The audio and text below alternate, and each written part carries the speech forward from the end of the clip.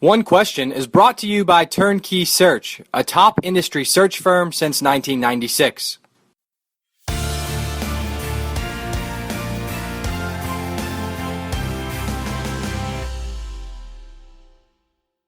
Virginia Commonwealth AD Ed McLaughlin is our guest today on One Question. We're going to talk some basketball scheduling, some external fundraising and revenue generation, as well as some annual review processes Ed and his staff use as we near the end of the calendar year. Certainly not the end of the academic year, which is when most of that stuff takes place, but the end of the calendar year makes for a good time to go ahead and talk about it in advance.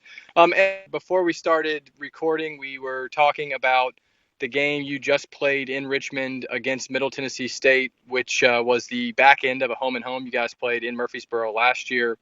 Two obviously very highly rated RPI programs, or traditionally highly rated RPI programs. It's an interesting piece of scheduling as we read a lot and talk a lot about how difficult it can be for some mid to high majors and even high majors to schedule quality out of conference games.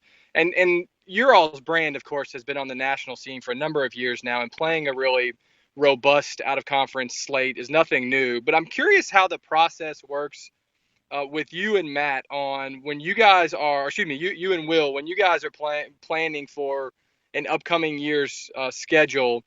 How soon are you guys talking about games? Is there a real defined process of how you guys work through options analytically? And are there any rules that you guys kind of adhere to that you're willing to share? Yeah, I mean, we talk about it a lot. The scheduling thing is now sort of becoming a little like football, and you're scheduling a couple of years out, certainly for your MTEs, and it really always starts with that. We want to try to get ourselves in a really high level MTE during the year, and we build around. We're already booked out through 2021 right now for MTEs, and that includes Maui, and that includes Brooklyn, that includes a new event in Destin, that includes going back to Atlantis. So you have to kind of start there. You have to know you're going to get 3 really high level games, or at least 2, if not 3, really high level games out of your MTE. And then it just kind of works from there. I mean, we've got a couple of games that were already series that were booked out the next 2 years out. But Will and I talk about it a lot, and it's already started for next year. We've already started talking about next year's schedule and piecing together certain things with it. The RPI is pretty simple with the math. I mean, you have to beat teams who beat other teams. And you can figure that out if you do your homework enough. And Will is a super analytical guy, does a ton of research. He's also got a photographic memory, which makes things a little easier because he can just pull numbers out of his head from anywhere. But we try to find the best RPI games to build our schedule around. Sometimes those are going to be guarantee games. Sometimes there's going to be home and homes like we did with Middle Tennessee State. And it really, sometimes those are neutral site games. We played a neutral site game against Florida State last year. We played a neutral site game against Illinois this year. And we have one coming up next year. We try to do those in an NBA building just to get our guys the feel of that, because most likely you're going to play in an NBA building in the NCAA tournament. So you try to piece those things together. Part of it comes with how you invest your guarantee games, and you can't play bad guarantee games all the time. I mean, that you got to win those games, but to play number 327, whoever number 327 is right now, to play number 327, 326, and 340, I mean, that's not going to help you at the end of the season. So, a few years ago, when Chaco was here and Mike Morrell was the guy that did scheduling, worked on that, we played Northern Iowa in a guarantee game. I mean, that was probably our best win of the season. We played Belmont a few years ago in a guarantee game. They ended up number 22, I think, in the RPI. So finding good games like Asheville this year is ranked number 59 in the RPI right now. We played them at the beginning of the year. Finding good games like that as part of your guarantee games, I think is critical too. Teams who beat teams. And Will and I talk about it a lot, and he does his homework on everyone, knows who's coming back, knows all those things, and has built really good relationships. I think the other side of it in scheduling is, to get into the MTEs, you have to have really good relationships, and we've been fortunate enough to do well in the MTEs. But, for anyone looking at the basketball scheduling, I always say, get your team into the best tournament, even if you say to yourself, well, geez, that's going to be 3 really hard games. Well, that's the reason why you do it is to test yourself. but those numbers pull you up at the end of the year, and you have to be able to have those games to build your schedule around non-conference wise.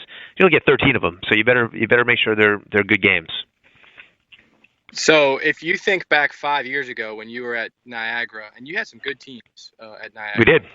But how has this process now over the last 4 years at VCU and the framework of how you guys think about this now?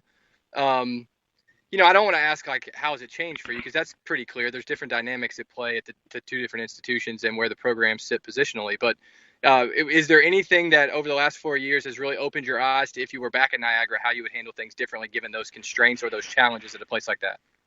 Yeah, I mean, it's really, at Niagara it was so hard to get games. I mean, we were pretty good, but there was no one who was ever going to come to the Gallagher Center to play games. I mean, it just was so hard to get that.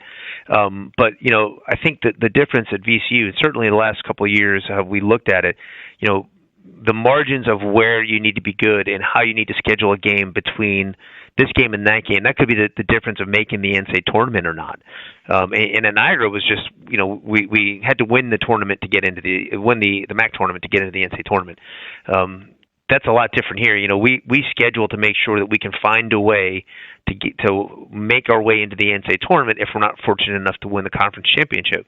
But there's a formula, right? I mean, everyone's got it. Everyone looks at it. But I think since here, we really slice it very, very thin to make sure we know how we can position ourselves to get in. Like even this year, Princeton was a game that was a guarantee game, and now they've had some injuries, which has hurt them, and that's always hard to anticipate. But Princeton would have been a top 50 team last year, right? So the difference now is not let's find the best games we can get. Let's find a thing we can get home and homes, because at VCU we're pretty lucky. We can get a lot of home and homes.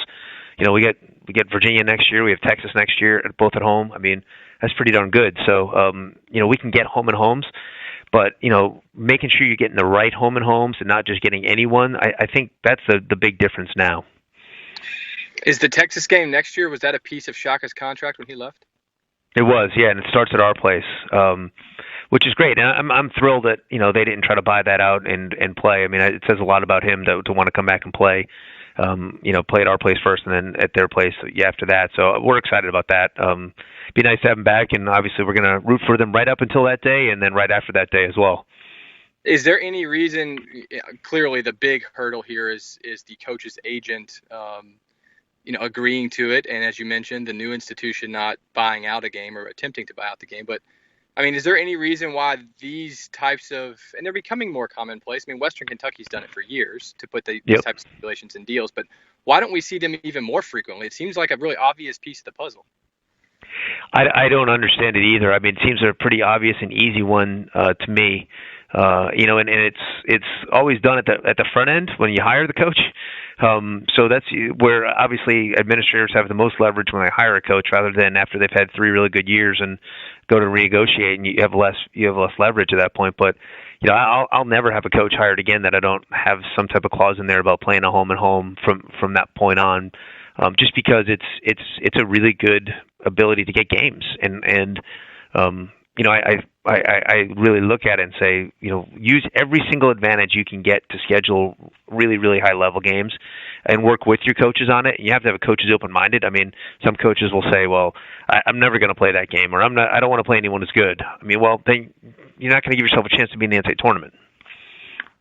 You mentioned the process through which defining what exempt tournament you play in each year kind of controls the rest of your, to a degree, controls the rest of your non-conference scheduling. But let's dig in a little bit more on that topic. When you guys are vetting exempt tournament opportunities, what specific dynamics are at play there that lean towards a certain locale or group of schools or a group of opponents in the bracket or in the field than another?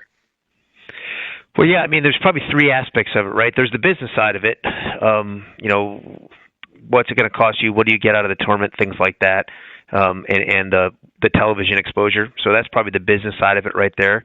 There's the fan side of it. We obviously try to go places where fans will come with us, and we've been very fortunate to play in some really good MTEs, and our fans travel really well and like going. Our fans have been to the Bahamas now twice, and They're looking forward to Hawaii next year, so that'll be fun. But the third component is the most important, though. It's what games can you get? Who else is playing in it, and what games can you get? And some of them are pretty easy to know. Like Maui and Atlantis, at this point, they're going to have really good games. But you can't go in and play bad teams for 3 games. That's not going to help you. Not going to help you get better. It's not going to help your math at the end of the year. Your out of conference scheduling stuff. So, those are the 3 components that we really look at and say, is this the best thing for us? Do we know we can get people to go? Do we know we're going to get 3 really high level games or 2 really high level games, depending on how the tournament goes? And what's the business side of it too? Because it's got to make sense from that point of view. I mean, if we're going to play Baylor, it's good that we're on ESPN on national TV in a good slot, right? You have to take all those things into consideration when you make these determinations. Is there a saturation point with exempt events early in the year to achieve the main goal you just mentioned, which is getting good games? I mean, first off, there's a finite number of quote-unquote good teams to go around. Secondly, there's scheduling preferences according to an institution or a head coach or an AD about playing where they play, when they play, who they play. I mean, do you hear from your peers at all that there could ever be a point where there's too many? Well, I think, I don't know if there's too many because teams go through cycles, right? So, you may look at it and you may be down in a couple of years because you lose a big senior class and you might be down for a year. So playing in a tournament that's not as super high level might be the best thing for you at that time to get your team more confidence and growth and all that. I do think there are a lot. I mean, not nearly as many bowl games not nearly as many exempt tournaments as there are bowl games. I mean, half the world plays bowl games now. That's definitely a saturation point. But the MTEs, I think the right groupings for the right position of teams and teams that are trying to get better and improve and grow their stature, there's probably the right number of tournaments for them. And teams that have had some sustained success like we have, there's probably the right number of tournaments for us. And that's today's One Question, brought to you by Turnkey Search, a top industry search firm since 1996. One Question is designed to give D1 Ticker subscribers valuable insights on how executive leaders in college athletics think about key issues on their respective campuses, in their departments, or within their leagues and conferences. One Question is brought to you by Turnkey Search, a top industry search firm since 1996.